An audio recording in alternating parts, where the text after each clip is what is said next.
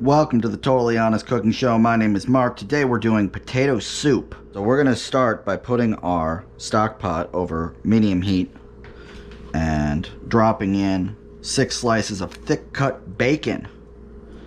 And we're going to put them in there however they will fit. These will be used at the end to crumble bacon over the top of our soup. They will also be used to add fat to the pot so that we can cook our vegetables a little bit in the fat prior to adding in our stock. You'll also notice in front of me I got 8 cups of stock. I've got about 5.5 cups of homemade stock combined with about 2.5 cups of stock made with better than bouillon because I didn't have enough homemade stock. The rest of it got frozen. Whoops. While that's cooking up, we're gonna start our vegetables. We're gonna start by chopping up 4 stalks of celery. We will be using an immersion blender later, so you don't have to do a super good job, but you're gonna wanna get the celery done. You'll also notice that I'm using my large vegetable cleaver. This is because it doubles as a bench scraper and will help us to pick up the giant pile of vegetables as we make it. If you don't have that, that's fine. But if I've never said it before on this show, I love this thing. I saw it in a video where Kenji Lopez Alt was doing something, and I was like, ooh. Because I'm one of those people that's super easy to market to. I will buy the merch. Now, one thing to know about this is that if you don't yet have amazing knife skills, I definitely don't. Potato soup is very forgiving. You don't have to do a lot with it. But I will say, though, that this is a gateway recipe. I feel that potato soup is one of those things. It's so versatile that it will get you into what constitutes soup and how to make soup. Just because you can put so many things in it, right? You can start with your basic potato soups with celery and carrots and potato and onion like we're doing today. But then you can wind up adding little touches, you know, mushrooms, some sort of meat. I mean, obviously bacon is some sort of meat, but you know what I mean. You could add chicken to this and it would be chicken potato soup. You could remove some of this stuff, add bell peppers, add some beans, give it a totally different twist because you start, you know, once you understand core concept. Ooh. Hang on one second. The bacon just splattered.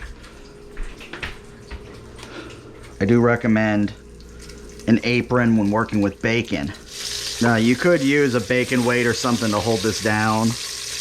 I'm not going to.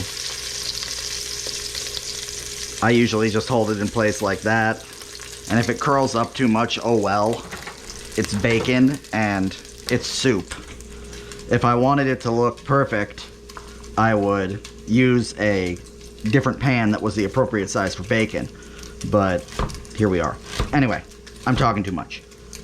The point is, this can teach you a lot about what goes into food and how to make food as you really make this recipe your own.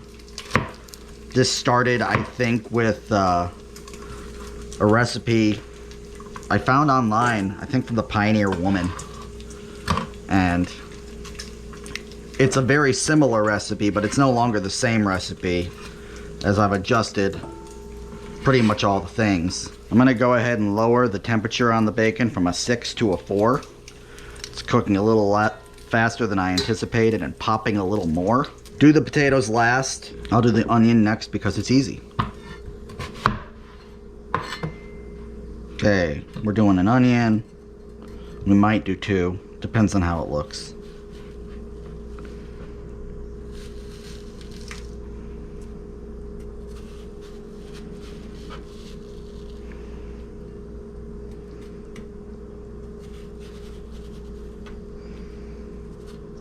Okay, so notice that I've cut the onion horizontally. Now I'm going to do a couple vertical slits.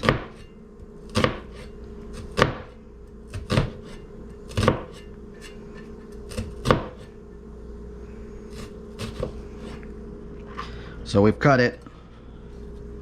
So we've cut it horizontally. Then we cut it vertically in a couple places. But we left it whole at the ends, so that when we cut it, it just goes.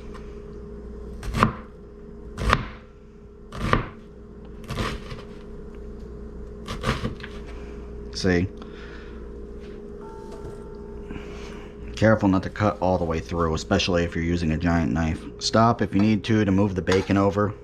Don't let your bacon burn. So I only used the 1 medium onion. I thought about using 2, but you start to get a sense of what's too much onion. Make sure you peel your carrots. Oh look, our carrots are peeled. From here you can do pretty much what you want, okay? If you want to do it rustic style and just cut them into rings, you can. I tend to prefer kind of a half moon shape, but whatever you can do to not cut your hand off while you're doing these, do that. Some people will tell you to, you know, do one of these where you cut them in half and then you do the lines. And then you just do them like this. If that's your bag, do that. I'm usually not that work intensive when it comes to this. I tend to, like I said, just cut them in half and then keep them moving. Whatever you can do to not cut your finger off while you're working is usually, you know, some people like uniform. Some people like it to be uniform. I don't really care. I'm not cooking for a 5-star restaurant, nor would I survive in one. Do what you want. Make it as fine as you want, as rough as you want, whatever. So for the potatoes, you can either peel them or you can not peel them. I'm gonna leave the peels on. I actually like them and they're good for you. Just make sure you rinse off your potatoes. If anything looks particularly gnarly on the potato, you know, cut it off. Use your discretion. You're an adult. I'm not making that decision for you. However, you're just gonna cut your potato in half. You're gonna make little rows, right? And you're gonna make little rows again. Again, this is why we're using the vegetable cleaver. Notice that it cuts the entire potato at once. So I don't have to do anything, really. I like these little things that take the pressure out of the prep, because the prep is my least favorite part. Easy enough, right? I'll be back when I finish this. The bacon is done, so we're gonna pour most of the fat off into this heat-proof little vessel I have here, leaving enough to coat the bottom. Then we're gonna throw in all of our non-potato vegetables. Let them get to know that fat. I'm gonna stir that around in there for a couple minutes after I cut this last potato up. At the 2 or 3 minute mark, you should notice that things are starting to soften up. You should see the carrots starting to get a little bit of a different color orange. I know that that's vague. And that's where we're gonna pour in our potatoes. And at this point, I'm realizing I probably should have used a bigger pot. So I think we're gonna transfer pots now. Whoopsie doodle. This is why we kept the bacon fat out. I'm not stupid, I'm advanced. And we're back. Notice that when you make a mistake like that, it's pretty easy to fix. The only thing you're losing is the heat you build up on the bottom of the pan. I haven't even really started developing any fond from these vegetables because I haven't been on for very long. So we're not really missing that much. Usually I make it in the big pot, and I very recently got this lovely little tiny stock pot. And I thought, ooh, maybe I don't need to use the giant pot. Boy, was I mistaken. Whoopsie doodle. We're gonna stir these guys around until the flavors kind of mix together and everybody is good friends. And while that's going, because I like garlic, I'm gonna add 3 or 4 cloves of garlic. You can do this however you like. You can omit this, but I like it. Sometimes I roast it. We're gonna let this go probably 4 to 6 minutes, and Just stir it around a little bit. The goal here is to get everybody softened up a little bit so that there's less cook time on the boil. And I'm rough chopping the garlic.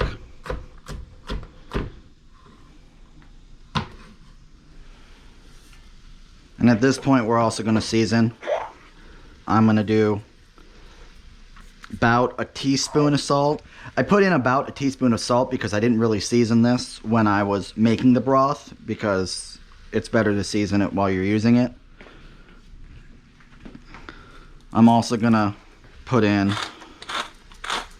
about, we'll say that's half a teaspoon plus. 6 full rotations on this pepper grinder is a teaspoon, I believe, if my memory is right. So that was about a half a teaspoon. And we're going to put in a teaspoon of Cajan seasoning. Cajan seasoning, if you don't have it, paprika, onion, garlic, a little bit of salt. So why use a bunch of little bits of those when we can use a whole teaspoon of that? And later we'll taste it, and we might even add another teaspoon, because I really like I like seasoning in this soup, and not all recipes call for a lot of seasoning here. People like to let the vegetables stand up for themselves. Once everybody starts to look like it's starting to cook, that's when we add the broth. I usually do it when it starts sticking to the bottom. And this is, again, 8 cups of broth, mostly homemade stock. I think there's about 2.5 cups of better than bouillon in there. And we're bringing that to a boil. So I'll be back once this boils. While we're waiting for that, we might as well prep our next part. And we're going to say 1/2 to 2/3 a cup of heavy cream, milk, or half and half, depending on your preferred fat content. Obviously, the more fat you add, the more rich it will be. So keep that in mind. In this case, I'm using heavy whipping cream. To that, we're going to take a whisk that will fit in my measuring cup. And I'm going to add 2 or 3 tablespoons of flour. You know, don't go nuts with it, but you want the soup to thicken. So you could also use a fork for this if you don't have a whisk that fits. I went without a real whisk for a long time, and then I was very surprised at how effective whisks were. And I was like, oh my god, who knew? Everybody but me, apparently. But, you know, I'll be back when the soup boils, for real this time. So it just started to boil, but the potatoes are already kind of tender. I'm just going to go ahead and pour in my mixture of cream and flour, which actually doesn't need poured in so much as it needs to be transferred. And we're just going to keep cooking this until it gets a little bit more tender. About, I don't know, 4 or 5 minutes, depending on how hot it is. So the recipe that I base this on uses both milk and cream, which I find kind of silly. I would probably just go with a cup of half and half, maybe a cup and a quarter half and half. But I went ahead and put in another half cup of cream, so that takes us up to 1 cup cream for those of you playing the home game. We just won't add any cream at the end, and that's totally fine. You know, whatever. I mean, not whatever, but figure the only difference it's gonna make is the fat flavor. And we've got a lot of vegetables and a lot of stock in there to help kind of even that out. So I'm not too concerned about that. And my thought usually is, as I am someone that doesn't buy milk at the grocery store, why buy one more thing that you're only going to use for one recipe, right? So I'll buy a big thing of cream and I'll use that for the next month. Now we're going to take our immersion blender to it. Okay, now if you don't have an immersion blender, pour like half of it off into a blender and just be very careful. If you don't have an immersion blender, honestly, they're wonderful. So and you're looking to blend up somewhere between half and 2/3 of this, don't blend all of the vegetables because then you won't have vegetables. That looks good to me. You'll notice the soup getting creamier and thicker. Maybe hit it once more and then.